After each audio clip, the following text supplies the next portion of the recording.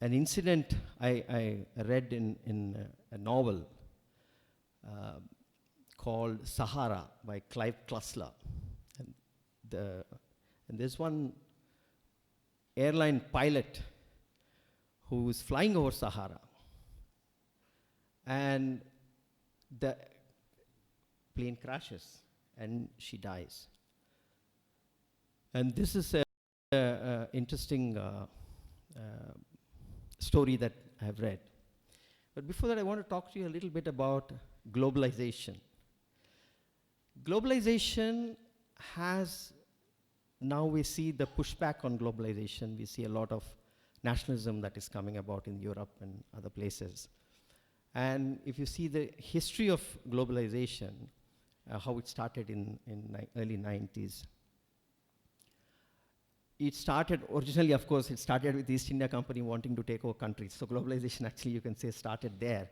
And then, of course, colonizers, then jobs, then movement of goods, then movement of people, migration of people. But then globalization of culture also is happening, and then globalization of thought.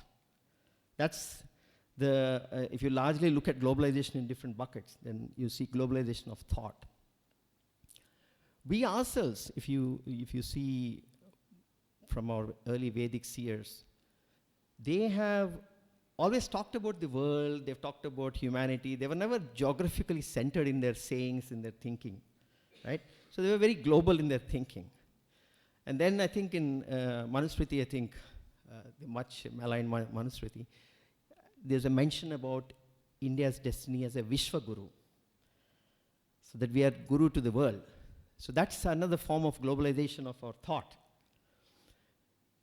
And then we have Adi Shankara, who was born in this land, in this very premises. And then how he went about unifying India, unifying our thought, unifying our practices, unifying Vedanta, Mimamsa. There's several aspects of unification that he has done. And then he was anointed as Jagat Guru. So, Vishwa Guru, India, and then Jagat Guru. And then we ask yourself, why was he anointed in Jagat? There was no history. I mean, if you actually look back, there was no history of, say, Chanakya being called as Jagat Guru. There was no, he was anointed as Jagat Guru. What went into their mind? Maybe they saw that one day that Advaita would be needed by the world. Maybe that they envisioned the need for Advaita as a tool for peace, as a tool for personal happiness. And then they said, look, this, his dear world, here is Adi Shankaracharya and he is Jagat Guru. Right? So you have this narrative of globalization of thought, you have globalization of our destiny as Vishwa Guru and Jagat Guru as Adi Shankara. That's the narrative. And if you see how our Vedantic thought has actually globalized and went about, first it went about in terms of the translations of our Upanishads. We know about that in the 16th century.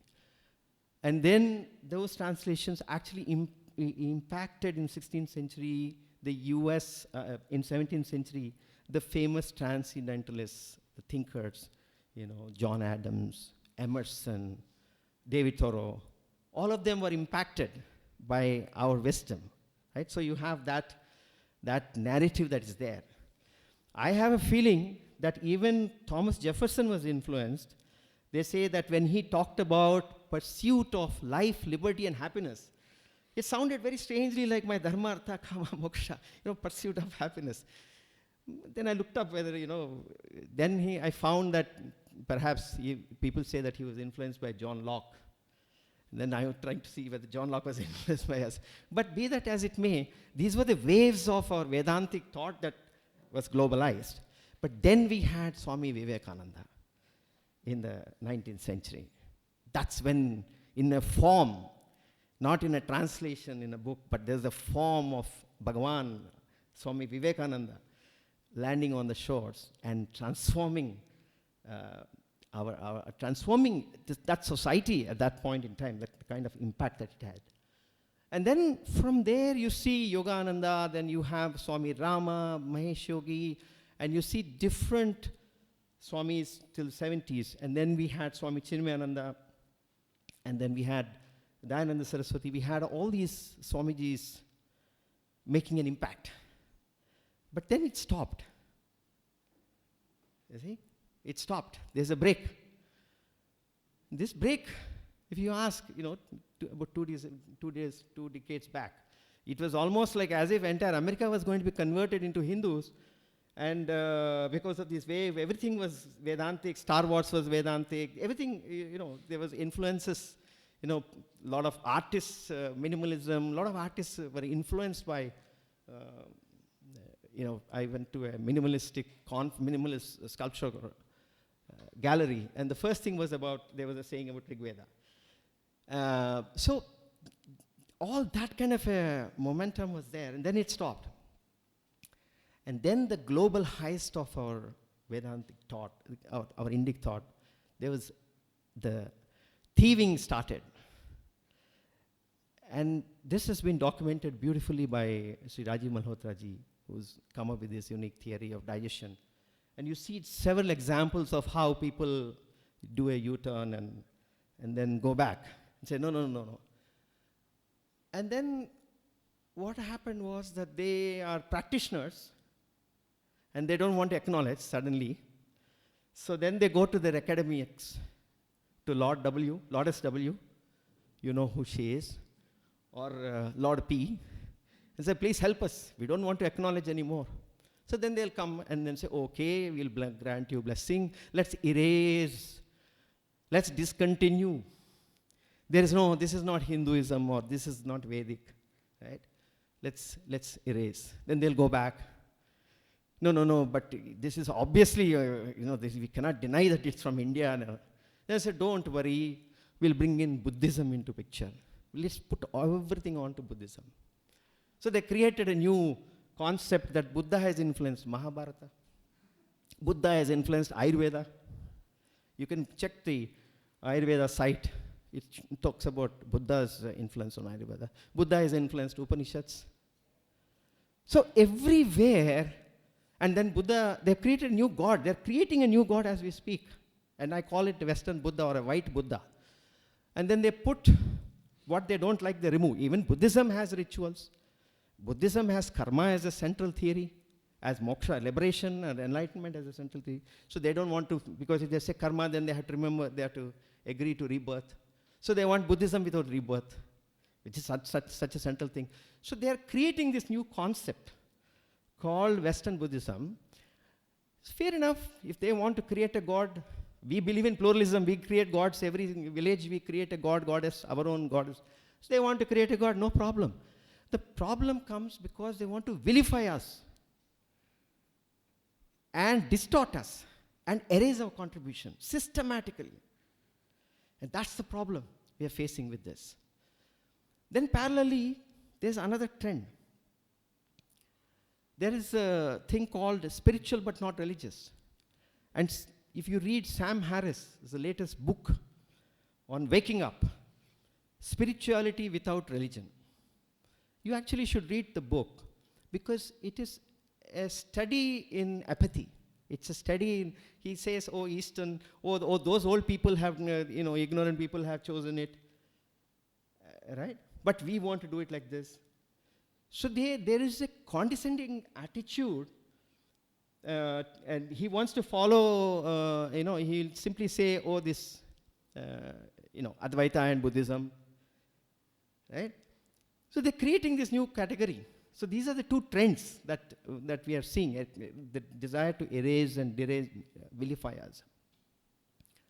So in this context, that our quest, Swamiji, in terms of, we started our journey as Advaita Academy in 2010. Our journey started in Advaita Academy. Then we came to Indic Academy because we realized that this is the kind of battles that we have to fight. So our quest is that we need one more Shankara. We need one more Shankara to fight back. So if you look back, 1200 years back, he unified us and he debated Buddhists, right? Now, 1200 years later, we need one more Shankara to debate these Western Buddhists and establish Sanatana Dharma in the world. Think about it. That's our quest. And this conference, so what are we doing for that? So we started with Advaita Academy. Now we want to establish 4 Gurukulams all over the world to teach like what Ramakrishna Mission has done, what Sandeepani has done, what Puja Swami Dayananda Saraswati has done, to produce teachers who are grounded in traditional Advaitic teaching, Vedantic teaching. I was asking Sundar, how many have you produced? He said about 1,000. Swamiji has, Puja Swami Dayananda Saraswati, probably about 300. And Ramakrishna Mission, I don't know. So even if you see, the per capita number of traditionally trained Advaita Vedantic teachers is very low, is 2,000 probably. And the world needs more. More than 200,000 it needs. And the kind of trends that are happening in terms of loss of jobs, in terms of, all that is happening, people have more time, they will do pursuit of karma, and then, your moksha is hastened up. So there is a need for a large number of teachers. So that's our quest, to get into people, into thinking about these kind of concepts. And we have initiated a strategy, we initiated 108 Adi Shankara Murthis we are wanting to establish around the world. So we have done about 3 so far. So people do 108 height, so we're doing 108 3 feet, but all over the world, so there's an impact. But we do believe that our thinking and our Vedantic thinking, our Advaitic thinking is needed for global peace. So he was talking about, I'm a Bhakt of Shankara Bhagavan. Yeah, and I do admit that. And I called him one day and said, look, why is he being ignored? And, this is so obvious. For me, he's the greatest philosopher to ever walk on this planet. That's what I consider. Okay, we can have a debate on it. But he's not even acknowledged anywhere. And this pains me. So I was just thinking, he's self-realized, so karma is not there. And then, has he done anything in his walk somewhere? He accidentally, killed somebody, some animal or something. What is it? Why is he being ignored by the world? And so I called him and he said, don't worry, he's Bhagavan. You don't have to worry about doing prayashchit for him. So it's just a joke between us. But I strongly believe that there is a need for Shankara, and that's the quest. But even our own government, Swamiji, we don't see the political class tweeting and saying that, look, this is Shankara Jayanti.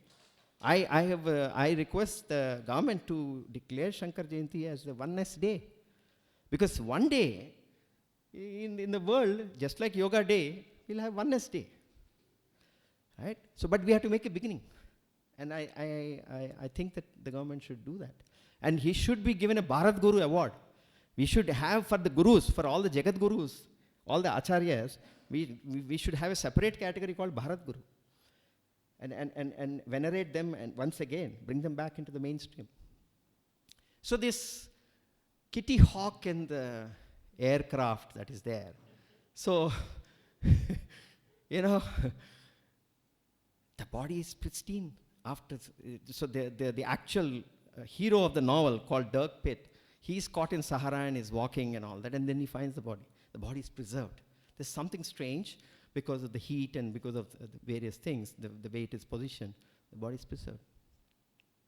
So one day I read that and suddenly it struck me, and thanks to my, again, going back on, so I tweeted, I was on social media at that time, and I said, look, just imagine, because when Shankara, we don't know, he just walked into the Himalayas. So what was that what was the purpose of that? I mean, why did that happen?